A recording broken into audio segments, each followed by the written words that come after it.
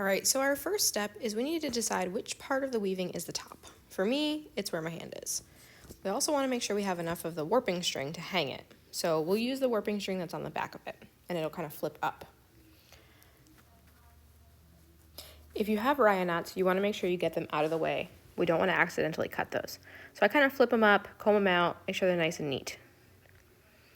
Then I'm going to grab my scissors and I'm going to check to make sure that I have enough warping string underneath to tie a knot. You need to have at least 2 inches. Okay, if your weaving comes all the way to the bottom, you might need to use warping string from the back. In my case, we don't, so we can get started. You'll grab 2 strings at a time, cut those, and then you're going to do a double knot, just like you would tie your shoes, cross them, and then go through the loop.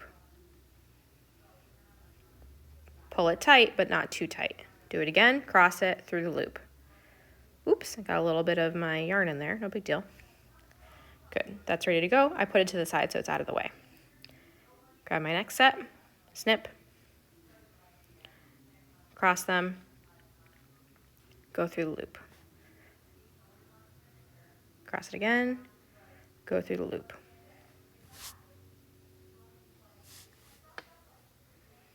Snip, cross them, go through the loop.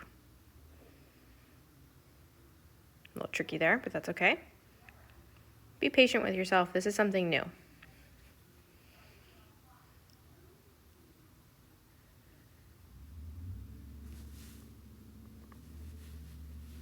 This process continues all the way to the end, which I'm sure you can assume.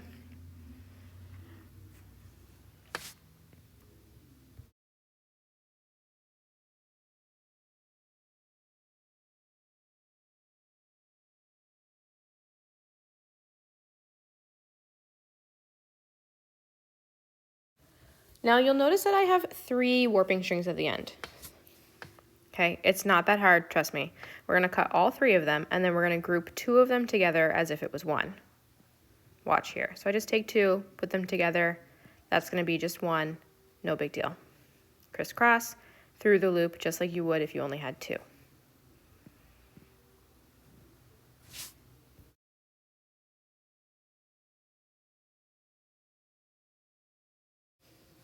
When you're done, you can just double check your knots, make sure you got them all and that they're nice and secure. You wouldn't want your weaving to unravel.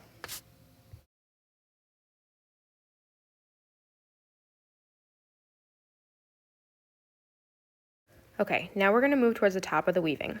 We're gonna grab our dowel and we're gonna smush the top of it down just a little bit because we need to fit that dowel in. We're gonna weave the dowel into our weaving and make sure you go opposite your over-under of your very first row. So my orange, I wanna take a close look at and just make sure I'm going opposite of that very first row. You may have noticed that I actually started to kind of lift up my weaving so I could get it in there. You can do that if you need to. Okay, after everything is feeling secure and is nice and neat, then we're gonna find the next 2 pieces of warping string that we're gonna work with. I'm gonna start with the right side and work my way across. So I am grabbing those 2 and I'm just gently pulling them out from the back of the weaving, and I'm kind of holding my dowel in place to hold the warping string in place, if that makes sense. And then you're again going to do that double knot that you guys are super excited about, I'm sure, at this point. So crisscross through the loop, and then one more time, crisscross and through the loop. There we go. These strings are a little bit longer than before, so just make sure you're trying to keep them as organized as you can. I usually group them together and then kind of pull them off to the side. A little piece of advice I have for you is instead of flipping the whole loom over, is just like I was doing, reaching behind it with my hand and kind of feeling for those 2 strings and pulling them out. If you flip it back and forth every time, there's a good chance that your warping strings are going to get knotted or tangled, or you're going to get confused. So you're just going to try and feel for them and then do your knots.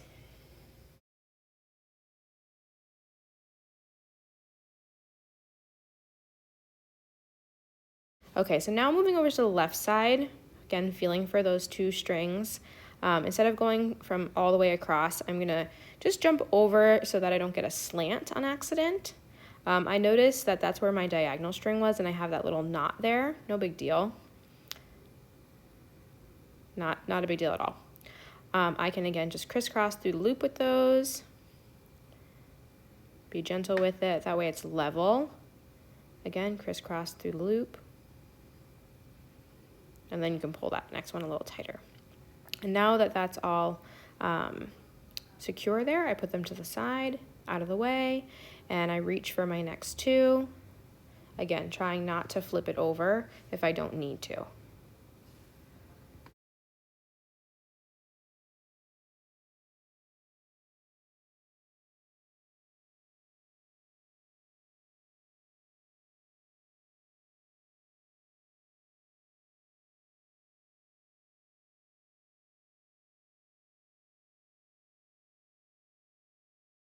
Okay, I notice again I have 3 because I have an odd number of warping strings. No big deal. Just kind of pop those out, holding the dowel in to secure it. Okay, you're going to group 2 of them together. And then you're going to crisscross through the loop, just like if you only had 2. No big deal.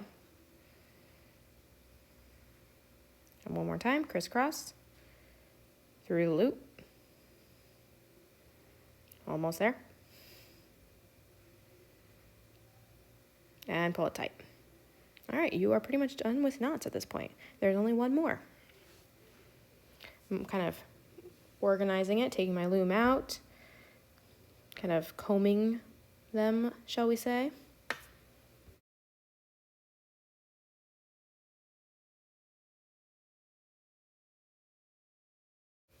Once you've got them all combed and organized, this is a great time to cut any of those little knots out, or not out, but rather give them a haircut, because we don't want them to cause us trouble when we're trying to make our big knot.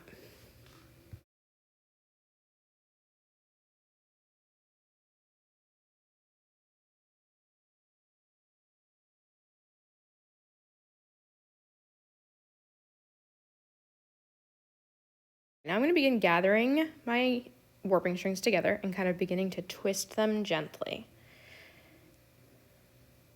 This might be a good time to ask a friend to hold your weaving in place. Mine's staying in place because it's on a tablecloth, but after you've twirled it, it's going to start to kind of want to wrap around, and this is going to be just like a balloon knot actually, so this is going to be familiar. Pull it through, kind of unravel it, and that's when you're going to pull it tight, when you unravel it.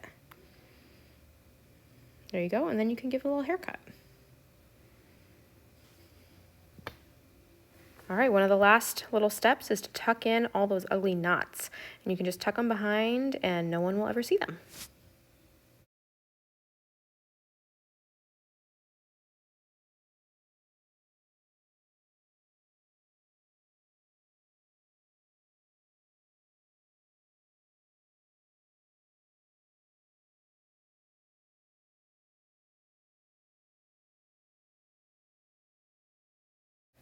All right, the very last step, if you want to, optional, is to trim the warping strings on the back that are kind of with the Ryan knots. Totally up to you, but you can give those a little haircut as well. Just make sure that you don't cut the knot off, and then you're good to go.